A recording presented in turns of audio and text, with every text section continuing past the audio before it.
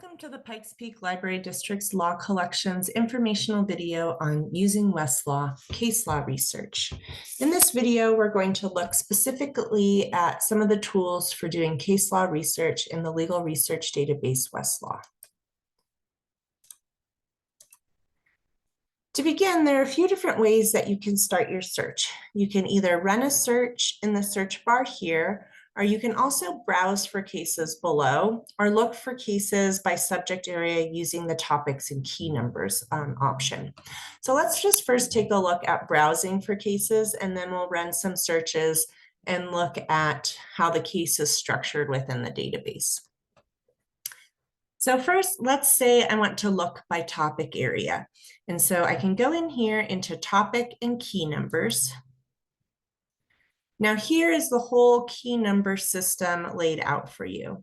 So you can always use this search bar now to search for whatever term or topic you're looking for. So that's one way to navigate this. You can also look through, though, the actual entries themselves here.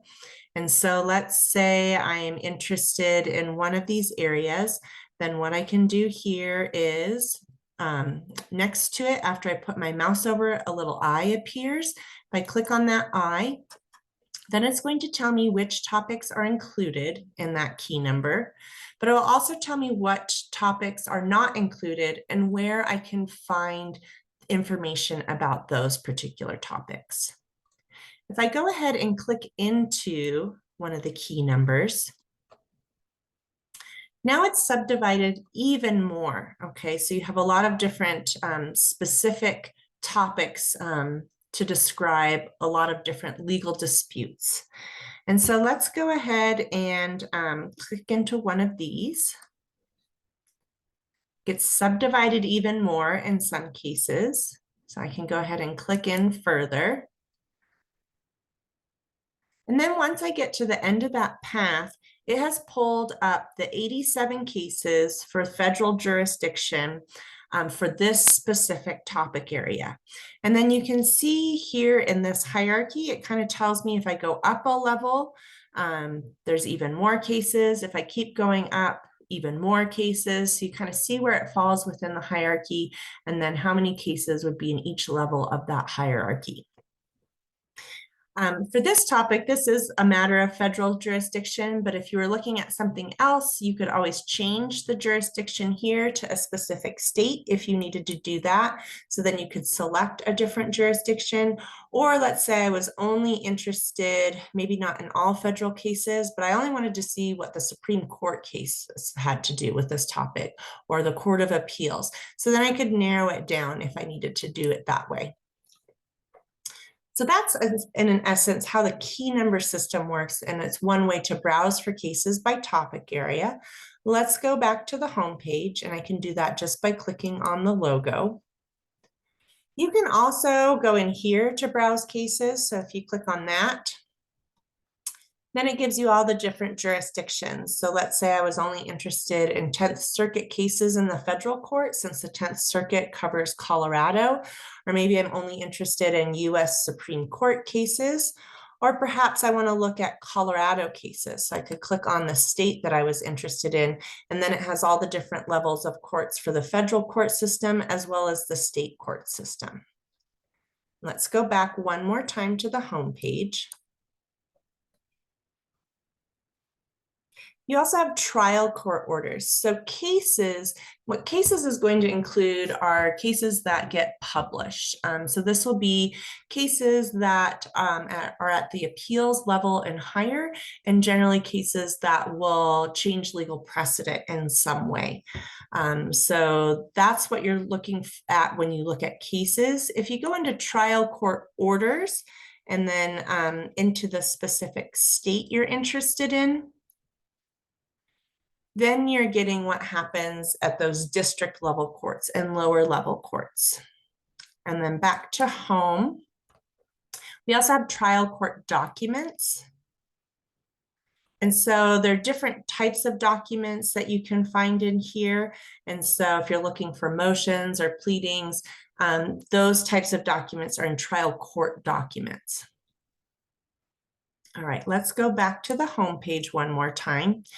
You can also browse for cases just by going into the jurisdiction you're interested in. So if you go into federal materials, you'll see here you can go through to the federal cases, or you can go into the Supreme Court, or again, you can go into the specific circuit that you're interested in. You can do the same by going into state, choosing your state, and then you have all the cases here. So you could search all of the cases if you're interested in all levels of the court, or you could select a specific court if that's what you're interested in. Or if you're looking for those lower level courts, you can search by civil or criminal here. All right. Now let's run a search, and then we'll look at how the cases are laid out. So you can search a variety of different ways. One thing to note about the search bar is you do have your jurisdiction selection over here. So I'm going to change it right now from federal. I'm only interested in cases out of the Colorado court system. So I will change it, and then I'll click save. And now when you're searching, you can either search by citation, or if you don't have a citation and want to run a natural language search, so something like what you would put into Google, you can do either of those things in the search bar. So let me just first demonstrate how a citation search would work. So let's say I'm looking for this particular case and I have the citation. So I don't even need to write out the party names or the dates or anything like that. I can just put in this piece of the citation. So this first number tells me this is the volume of the print reporter that this case appears in. It's part of the Pacific Reporter series, the second edition. It's on page 975. And I can just run that search. And since this citation only points to one case, it's just going to pull up that case for me. So here you can see the case laid out. Let me go back to the home page though. Let's run a natural language search, since a lot of times we don't come in with a specific citation. And so we're going to look at real estate foreclosure notice. And so that's what I'm interested in searching. So I can go ahead now and run that search. And since I wasn't in a specific case area that we looked at when we were browsing, now I'm getting the overview page. So I'm getting cases here, there's the key numbers, trial court orders. So I can hop into any of these sections and look at what is available there. So if I wanted to just see what are those index terms that West has used to categorize these specific cases, I could look at the key numbers, and then it would give me specific ones to look at. And then if any of these really match what I'm talking about, let's say I'm interested in the method of service and if mail could be used, then it'll pull up those specific cases based on that subject area. Let me go back though. Let's say though, I'm interested actually in trial court orders. I could click on that. And then it will give me those district court decisions. So these are ones that are not technically case law because they don't change legal precedent. They're only binding to the parties in the case at hand. But I want to see what happened in the district courts for this particular topic area.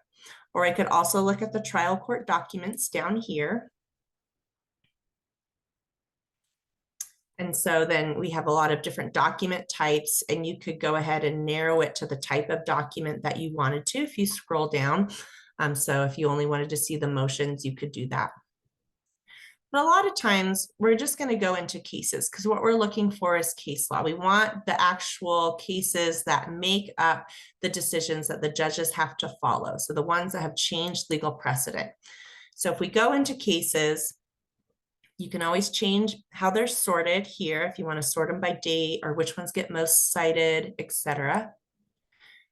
We have 158 results, which is kind of a lot to go through. So you can always scroll down here and add additional filters. So if you click on this jurisdiction, if I only wanted to see the ones that made it to the Colorado Supreme Court, I could look at that. So you have some options here to kind of narrow it down a little bit. Another thing I want to point out is you see here, this second case has a red flag next to it. And so you really want to pay attention anytime you see a red flag, or there are also yellow flags that appear, like here in case number 4. These flags are a part of what Westlaw calls key cite. Key cite is a very important function of this database, because what these flags are telling me is if this case has been overturned or challenged in any way, shape, or form. So this second one, this Amos case with the red flag, this is telling me that this case has been overturned. So this is probably not one that I'm going to want to cite. But let's take a look at it anyways, because I want to show you where you can find more information about what this flag is about. Okay, and so here we're just on the main document page, but if I want to know what this flag is about, I can go to the negative treatment tab. Okay, and so now it's going to show me which cases have, either challenged or overturned this case. And so this will be really important to kind of understand how this case has moved through the courts and what portion of the case got overturned or challenged. And so I always like to think of the red flags, they're like a stop sign. The yellow flag is more of a proceed with caution. So maybe not the whole case has been challenged or overturned, but there's a part in there that's a little bit sticky with the courts. So you really want to be careful with those yellow flag cases. Okay, let's go back. I'm going to return to my list. I want to go into another one of these cases just to explain a little bit more about the layout of the case. So first, let's talk about these tabs that are along the top. So the document, that's going to be the case itself. If I go over to filings, that's going to show me those trial court documents here. So if I wanted to look at, the brief or anything like that, those are available here to look at. The negative treatment tab is grayed out because you notice this case does not have a flag on it. This will only be active if there's a red or a yellow flag there. Then history just shows me how this case moves through the courts. So this is the one we're looking at that's highlighted yellow, but you'll see it does actually go up to another level here. So you could read this case, and then this is sort of the final decision we have. Citing references, this tab can be quite useful. And so what citing references are, these are cases and other kinds of documents that cite the specific case as an example. So let's say this is a case that's just right in where you want to be researching. So it's a really good example for what you're trying to prove. You would want to then look at the citing references, because then chances are you're going to find more cases that cite this case as an example. So then that gives you even more examples to use in your arguments. And so here it'll tell you the depth of how much this case is cited and used. What type of document is it? This is just a motion that cites it. Here's a case that cites it. And then it'll also tell you specifically what point of law is it connecting to on this case.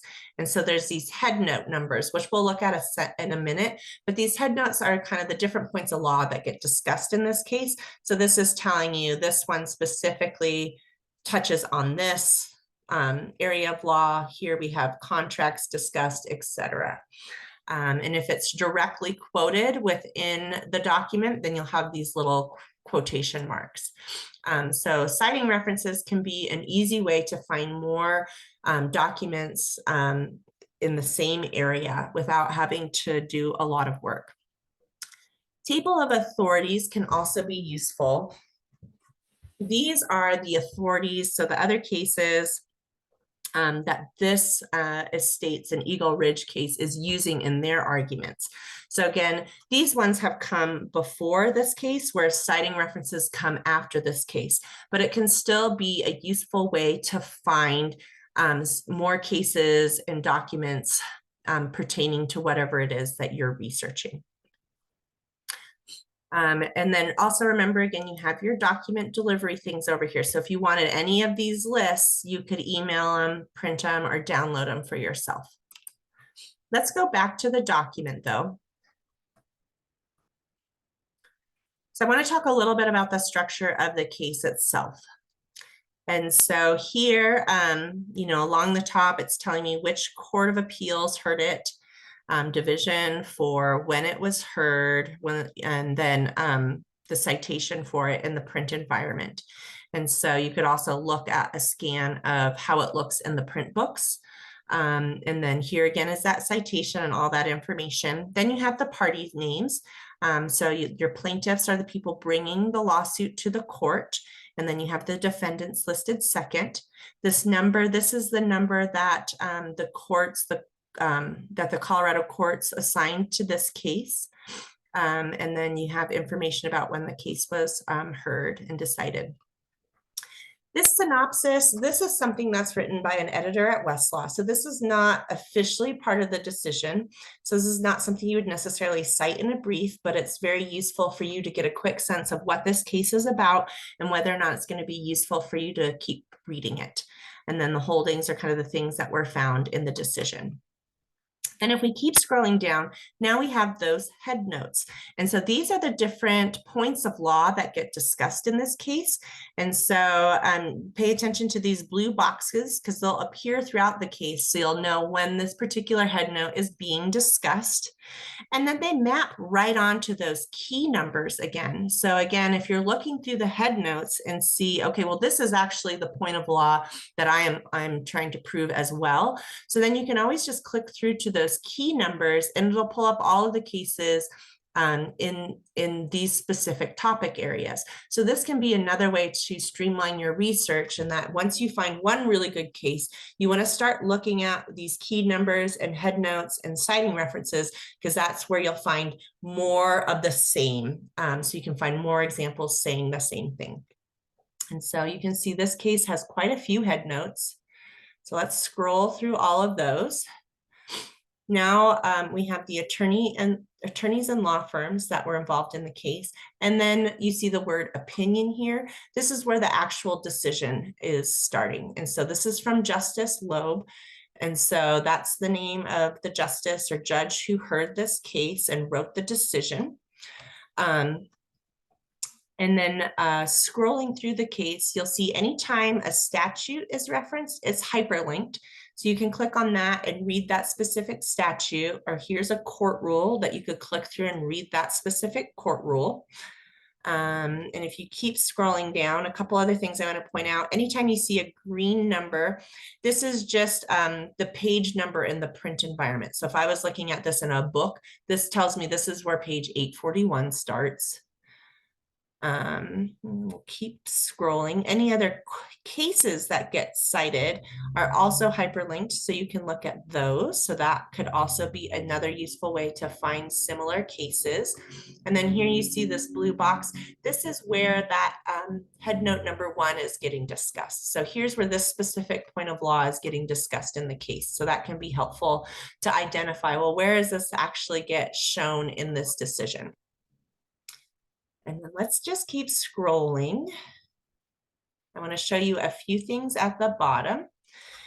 And so sometimes there might be more footnotes and other citations for you to look through here. Here we just only have one, but then here are the other two. Since this is an appeals court, you generally have more than one judge deciding the case. So here are the other two judges that were on the panel, and lets you know that they both concurred with the opinion that was written by the first judge. So that's where you'll find all of that information. So again, there's a lot of good information and tools in these cases. Let me just go back up to the top. So again, remember to use these tabs when you're looking at a case, and to also pay attention to these head notes and key numbers, because this will shorten your research time tremendously if you're using these built-in tools to find other cases on similar topics. And then the last thing, just to remind you again, you do have your way to email the case to yourself, print it out, or download it. So that way you can take a copy of the case with you. So this is just a very quick and dirty overview of how to do case law research in Westlaw. But please feel free to reach out to us if you have more questions and check out our other videos on Westlaw. Thank you.